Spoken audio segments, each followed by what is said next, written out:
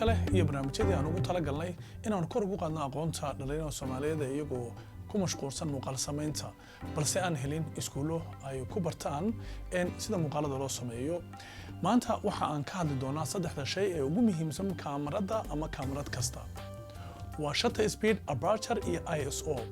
saddexdan shay ayaa ah laf-dhabarta kaamarada, qof walbana ay muhiim u tahay inuu aqoon u leeyahay sidii aad u noqon lahayd qof xirfadeeya muuqaalada uu duubayo. maama ayaa jirta bahda muuqaal samayntu ay isticmaalaan oo ah muuqaal kasta oo qurxoon maaha in kaamaradu ay samayso, laakiin qofka farshaxaneeya waa qofka ka dambeeya kaamarada sida cameraman iyo camerawoman. magacaygu waa Ibraahim Maxamuud Jaamac. muddo 10 sano waxaan ka mid ahay muuqaal samayaasha Soomaalida. haddaba waxaan casharkan ku dhex jiri doona macluumaad aan ka siin doono sida mid walba uu saameyn ugu yeelan karo muuqaalkaaga. mid ayaan u dul istaagi doonaa. sidoo kale qaybaha dambe waxaanu ku soo gudbin doonaa sida ay u wada shaqeeyaan saddexdan shay ee kala ah shutter speed, aperture iyo weliba ISO.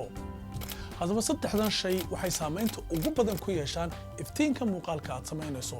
haddaba waxaan ka cudur daaranayaa inta casharada ay socdaan waxaan isticmaali doonaa erayo badan oo ah luqadda Ingiriiska oo tiknoolajiyada lagu soo kordhiyay laakiin aan af Soomaaliga la jaan qaadin weli.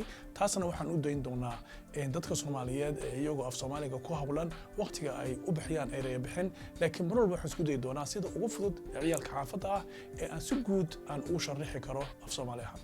haddaba ugu horeyn waxaanu macnaheedu eegi doonaa shutter speed-ka.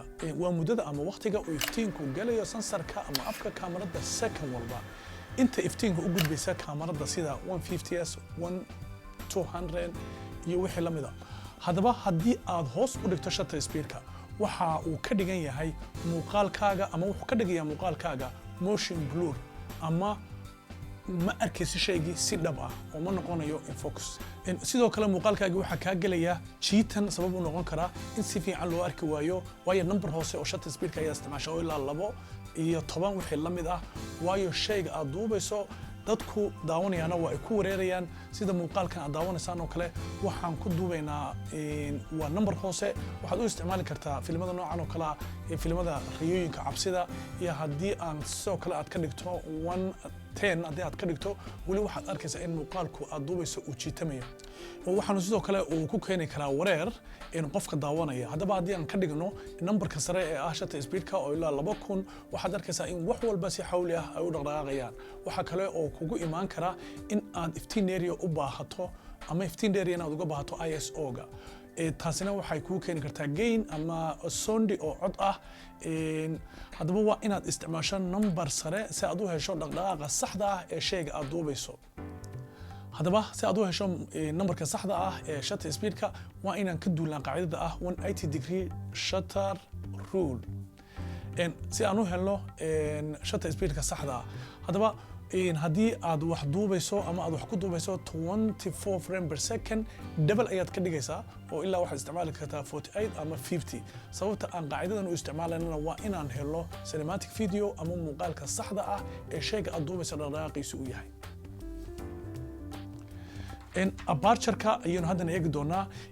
waxaanu baranay in shutter speed-ku uu yahay inta second iftiin galaysa isha kaamarada, balse aperture-ku waa inta iftiin galaysa kaamarada. waayo hadba inta aad furayso albaabka kaamarada, tusaale ahaan haddii albaabka guriga aad furto hadba waxaad arkaysaa inta aad furtay iftiin leeg in uu soo galo gudaha aqalka. haddii albaabka aad wada furto iftiin badan ayaa soo gelaya, haddii aad half ka dhigtana sidoo kale iftiin badan ayaa soo gelaya.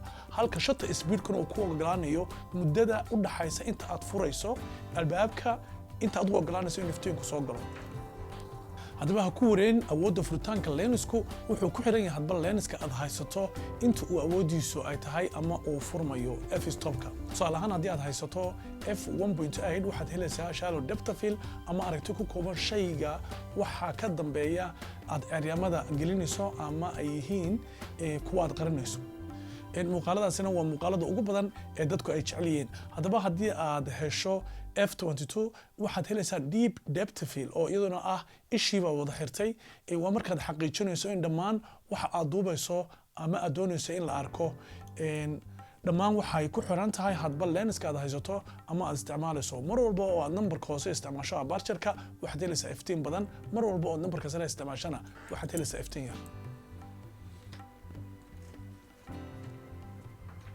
haddaba kaasina waa aperture-ka oo aan oran karno waa inta iftiinka aad doonayso in uu galo lenskaaga haddaba ISO-ga waa shayga saddexaad aan rabin aan ka hadalnay isaguna muhiimka ah waa shay kantaroola muuqaalka galaya isha kaamarada waxaynu hore u soo qaadanay in shutter speed-ku yahay second-ka iftiinka galaya kaamarada aperture-kana waxaynu soo qaadanay inta uu leeyahay muuqaalka ama iftiinka galaya kaamarada haddaba ISO-gu wuxuu kantaroolaa iftiinka galaya isha nambarada hoose ee ISO-ga waxaad ka helaysaa iftiin yar nambarada sare ee ISO-gana waxaad ka helaysaa iftiin badan xasuusnow haddii aad badiso ISO-gaaga waxaad halis u tahay in muuqaalkaaga uu galo shucaac ama qaylo sidan oo kale ama noise grain fadlan haddaba waxaad ku dadaashaa hadba intaad isticmaali karto nambarada hoose inaad ISO-ga isticmaasho haddaba siday u wada shaqeeyaan oo kale saddexdan shay ee aadka muhiimka ugu ah tusaale ahaan oo kale anuu hadda markii aan wax duubayo waxaan ku dhaqmaa qaacidadan number 1 waxaan saxaa shutter speed-ka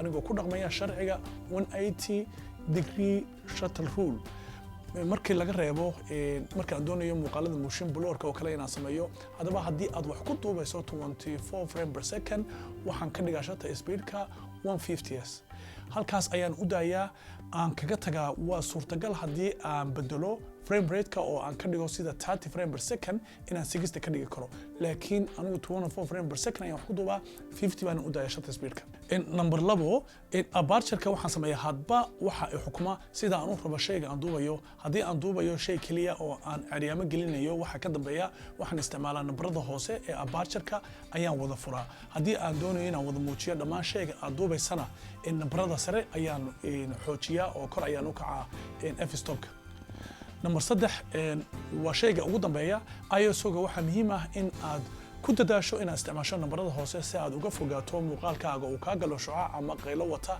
suurtagal haddii iftiinku uu kugu badan yahay waxaad isticmaali kartaa ND filter ama natural density filter oo isagu kaa yareynaya muuqaalka oo isagoo kaa yareynaya iftiinka badan ee soo gelaya kaamaradaada si aad u hesho shallow depth of field hadba daawadayaal casharkaasi oo aan ku baranaynay saddexda shay ugu muhiimsan kaamarada oo ah shutter speed aperture iyo ISO ayaan intaasi ku soo gabagabaynaynaa waxaanu ku kulmi doonaa casharka xiga oo aan isagana aan ku soo qaadan doono hadba qaybaha aan isleenahay waa muhiim muuqaal duubista waxaan iskaga tegayaa nabadgelyo